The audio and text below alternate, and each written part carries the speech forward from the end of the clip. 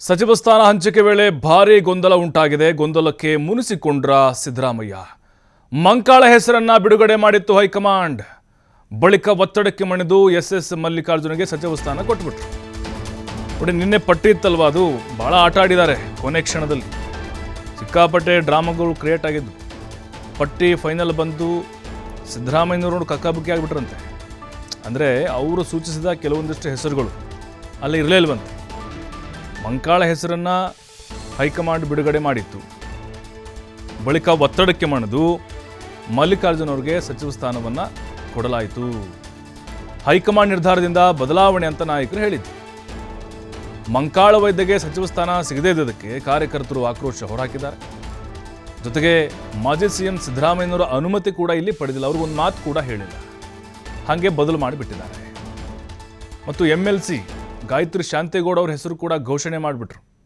ಇದೇ ವಿಚಾರಕ್ಕೆ ಸಿದ್ದರಾಮಯ್ಯನವರು ಮುನಿಸ್ಕೊಂಡಿದ್ದಾರೆ ಅನ್ನುವಂಥ ವಿಚಾರಗಳು ಗೊತ್ತಾಗ್ತಾ ಇದೆ. ಹಾಗಾಗಿಯೇ ನಿನ್ನೆ ಯಾಕೆ ಬಂದಿಲ್ಲ ಕಾರ್ಯಕ್ರಮಕ್ಕೆ ಅಂತ ನೋಡಿದಾಗ ಬರ್ತಾ ಇದ್ದಾರಲ್ಲಪ್ಪ ಸಿದ್ದರಾಮಯ್ಯನವರು.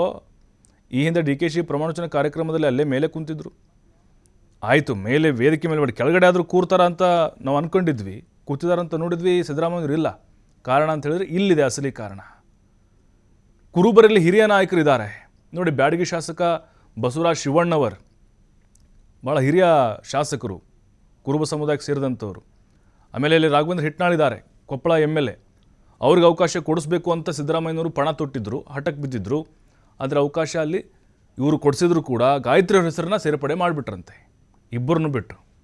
ಹಾಗಾಗಿ ಅದು ಕೂಡ ಅವರ ಬೇಸರಕ್ಕೆ ಕಾರಣ ಆಗಿದೆ. ಸುರ್ಜೇವಾಲಾ ಅವ್ರಿಗೆ ಫೋನ್ ಮಾಡಿ ಗರಂ ಆಗಿಬಿಟ್ರಂತೆ. ಹೀಗಾಗಿ ಪ್ರಮಾಣ ವಚನ ಸ್ವೀಕರಿಸಿದಂತೆ ಗಾಯತ್ರಿಗೆ ಹೈಕಮಾಂಡಿಂದ ಕರೆ ಬಂತು. ಹೈಕಮಾಂಡ್ ಪಟ್ಟಿ ಬಿಡುಗಡೆ ಗೊಂದಲಕ್ಕೆ ಎಡೆ ಮಾಡಿಕೊಟ್ಟಿರುವುದು ಬಹಳ ಸ್ಪಷ್ಟವಾಗಿ ಗೊತ್ತಾಗ್ತಾ ಇದೆ.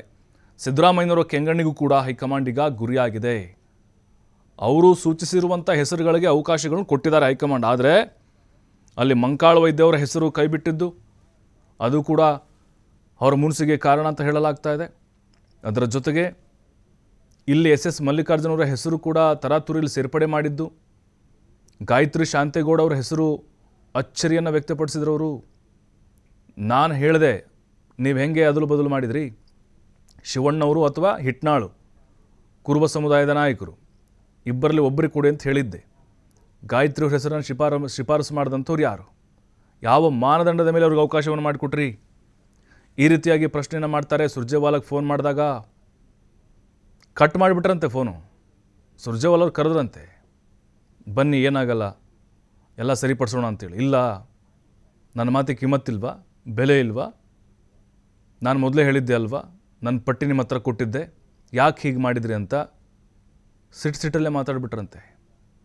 ಅದಕ್ಕೋಸ್ಕರ ಅವರು ನಿನ್ನೆಯ ಪ್ರಮಾಣ ವಚನ ಕಾರ್ಯಕ್ರಮಕ್ಕೆ ಗೈರಾಗಿದ್ದಾರೆ.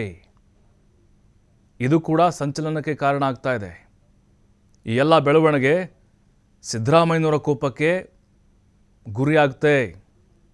ಇದು ಯಾವ ಮಟ್ಟಿಗೆ ಹಾಗಾದರೆ ಡ್ಯಾಮೇಜ್ ಆಗ್ಬೋದು? ಸಿದ್ದರಾಮಯ್ಯನವರಿಗೆ ತೃಪ್ತಿ ತಂದಿಲ್ಲ ಇದು ಸಂಪುಟ ವಿಸ್ತರಣೆ. ಅಂದರೆ ಲಿಸ್ಟ್ ನೋಡಿ, ಅವರ ಆಪ್ತರಿಗೂ ಕೂಡ ಅವಕಾಶಗಳು ಸಿಕ್ಕಿದೆ, ಇಲ್ಲ ಅಂತ ಹೇಳಲ್ಲ. ಆದರೆ ಇಲ್ಲಿ ಏಕಾಏಕಿ ಬದಲಾವಣೆಯನ್ನು ಮಾಡಲಿಕ್ಕೆ ಕಾರಣಗಳೇನು ಅನ್ನೋದು ಅವ್ರ ಪ್ರಶ್ನೆ.